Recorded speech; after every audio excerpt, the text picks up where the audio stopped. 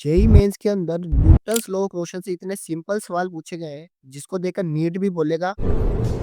ये क्या है? तो सवाल आपके सामने स्क्रीन पर, इसको पोस्ट करके इसका आंसर कमेंट कीजिएगा और अगले 30 से 40 सेकंड में इसको हम डिस्कस करने वाले हैं। तो क्वेश्चन दिया गया 50 केजी का ब्लॉक है जो कि एक रफ सरफेस जिसका फ्रिक्शन कोफिशिएंट है 0.3 उस पर मूव कर रहा है। तो इस पर लगने वाले फ्रिक्शन फोर्स की वैल्यू बता। अब हम जानते हैं कि अगर कोई भी चीज किसी रफ सरफेस पर मूव कर रही होती है तो उसके ऊपर लग रहा होता है काइनेटिक फ्रिक्शन, और उस काइनेटिक फ्रिक्शन की वैल्यू आती है म्यू इंटू एन, जहाँ पर म्यू है फ्रिक्शन कोफिशिएंट और एन है उस ब्लॉक पर लगने वाला नॉर्मल। अब इस फ्रिक्शन कोफिशिएंट की वैल्यू मुझे दी गई है, लेकिन मुझे यहाँ पर नॉर्मल की वैल्यू फाइंड करनी है। तो अगर मैं इसको विजुलाइज करूँ तो एक ब्लॉक है जो कि आगे की तरफ मोशन कर रहा है, इसका नीचे की तरफ इसका लग रहा है वेट और ऊपर की तरफ लग रहा है नॉर्मल। क्योंकि जो ब्लॉक का मोशन है वो आगे की डायरेक्शन में है, यहाँ फ्रिक्शन उसके पीछे की तरफ एक्ट करेगा और हम बोल सकते हैं कि ऊपर और नीचे वाले फोर्स आपस में इक्वल होंगे, यानी नॉर्मल आ जाएगा mg के बराबर। मास मुझे दिया गया 50 केजी और जी की वैल्यू हम जानते ही हैं। दोनों वैल्यू को जैसे मैं सब्स्टिट्यूट करता हूँ, नॉर्मल आता है 490 न्यूटन। अब फ्रिक्शन बेसिकली होता है म्यू इंटू एन, म्यू दिया हुआ 0.3 और नॉर्मल आया 490। तो बेसिकली काइनेटिक फ्रिक्शन की वैल्यू आ गई 147 न्यूटन।